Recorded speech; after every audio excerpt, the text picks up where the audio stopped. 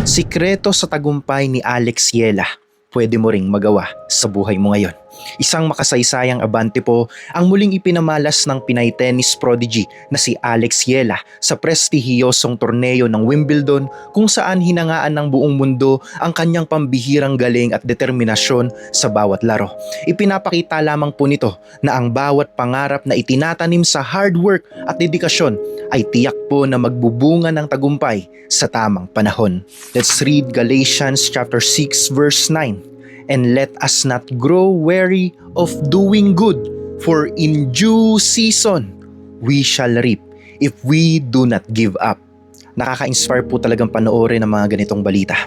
Makikita natin ang huling bahagi kung saan itinaas ang kamay ng nanalo, ang palakpakan ng madaming tao sa stadium at ang karangalan na dinadala para sa buong Pilipinas.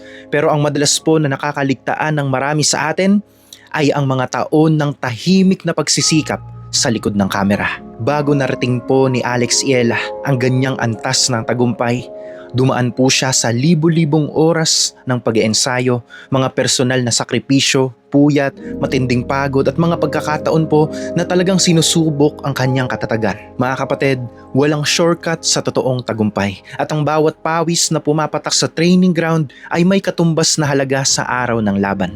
Ganito rin po ang marami sa atin sa ating pang-araw-araw na buhay. May mga araw na pakiramdam mo ay napakabagal ng iyong progreso at tila walang nangyayari sa mga ginagawa mo. Nagpupursigi ka sa iyong trabaho araw-araw, nag-aaral ka ng mabuti para sa iyong kinabukasan o kaya naman ay nagtsatsaga ka sa iyong maliit na negosyo pero parang hindi pa rin nakikita ang inaasam mong bunga. Mga kapatid, normal lang na makaramdam ng pagod at panghihina ng loob kapag hindi agad dumarating po ang mga resulta na inaasahan mo. Ang akala po kasi ng marami, kapag nagdasal tayo sa Diyos, otomatiko nang magbabago ang lahat ng walang kasamang gawa at sakripisyo sa ating panig. Dito po pumapasok ang napakagandang prinsipyo mula sa salita ng Panginoon na dapat nating laging tandaan. Ang Biblia po ay punong-puno ng mga paalala na pinapahalagaan ng Diyos ang ating mga tapat at totoong pagsisikap. Hindi siya natutuwa sa katamaran. Bagkus po ay pinagpapala niya ang mga kamay na masipag at determinadong umasenso. Noong likhain ng Diyos ang unang tao, binigyan niya po ito ng responsibilidad na magtrabaho. Ibig sabihin po, ang pagpapakapuyat o pagbuhos ng pagod para sa isang magandang layunin ay isang bagay na marangal at kalugod-lugod sa Kanya. God honors your silent battles and your daily grind kahit walang ibang nakakakita sa iyo. Kapag binasa po natin ang mga kwento ng mga dakilang karakter sa kasulatan, makikita natin na lahat po sila ay dumaan sa mahabang proseso ng paghahanda at matinding disiplina. Si King David po ay hindi agad naging hari ng Israel. Matagal siyang nag-alaga ng mga tupa sa ilang. Hinarap ang mga mababangis na hayop sa dilim at doon po nahasa ang kanyang tapang bago niya natalo si Goliath sa harap ng marami. Si Joshua naman po ay dumaan sa pagiging alipin at matagal na nabilanggo po ng walang kasalanan bago po siya naging pinuno ng buong Ehipto. Ang bawat yugto ng kanilang buhay po ay puno ng determinasyon, tiyaga at matatag na pananampalataya. Ang kanilang mga buhay po ay malinaw na patunay na ang tagumpay po ay hindi ibinibigay sa mga taong madaling sumuko sa unang dapit pa lang ng hirap sa kanilang mga buhay. Ang isang tunay na mananampalataya ay hindi lang basta naghihintay po ng swerte o umaasa sa pagkakataon. Faith without work is dead. At kapag pinagsama mo ang tapat na pananalig sa Panginoon at ang personal mong pagsisikap, hallelujah, doon nagaganap ang mga kamangha-manghang himala sa iyong buhay. Ang Diyos po ang nagbibigay sa atin ng lakas, ng talino at ng mga tamang bukas na pinto. Ngunit tayo ang may tungkulin na kumilos, lumabas at gamitin ang mga biyayang ito ng may buong katapatan.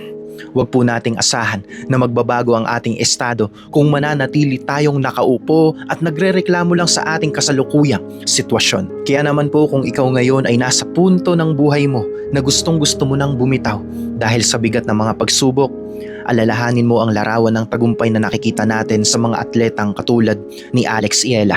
Ang bawat rejection na nararanasan mo sa trabaho, ang bawat pinto na nagsara sa iyong mga plano, at ang bawat kabiguan kapatid na nagpaiyak sa iyo sa gabi ay bahagi lamang ng iyong pagsasanay.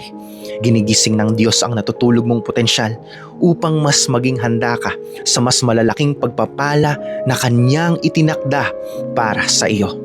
Keep pushing forward and never lose your focus sa layunin ng Diyos sa buhay mo.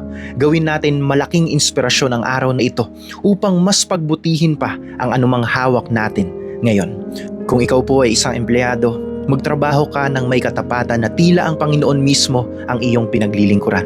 Kung ikaw po ay isang magulang, patuloy mong gabayan at itaguyod ang iyong mga anak ng may pagmamahal at walang katulad na tiyaga. Kung ikaw naman po ay isang mag-aaral, ibigay mo ang iyong buong husay sa bawat leksyon at pagsusulit. Walang pagsisikap na nasasayang kapag ito po ay inialay mo sa Panginoon at ginawa mo ng may buong integridad. Ang bawat sakripisyo mo sa kasalukuyan ay ang siyang magiging lakas at patotoo mo sa hinaharap. Magtiwala ka kapatid na ang Diyos na nakakakita sa iyong mga luha, puyat at pagod sa lihim ay siya ring magpaparangal sa iyo sa takdang panahon sa harap ng maraming tao. Ang iyong takbuhan sa buhay ay may itinakdang pagtatapos. At ang korona ng tagumpay ay nakalaan po para sa mga taong nananatiling tapat, nagtiis at lumaban hanggang sa huli. Stand firm on the solid foundation of His promises at huwag kang bibitiw sa iyong mga pangarap. Kapatid, ang hirap ng pag-iensayo ay pansamantala lamang. Ngunit ang tagumpay kasama ang Diyos ay pangmatagalan. Amen. Share this message and you can follow this page dahil araw-araw po tayong nagbabahagi ng patungkol lamang sa ating Panginoong Jesus. This is all for Jesus.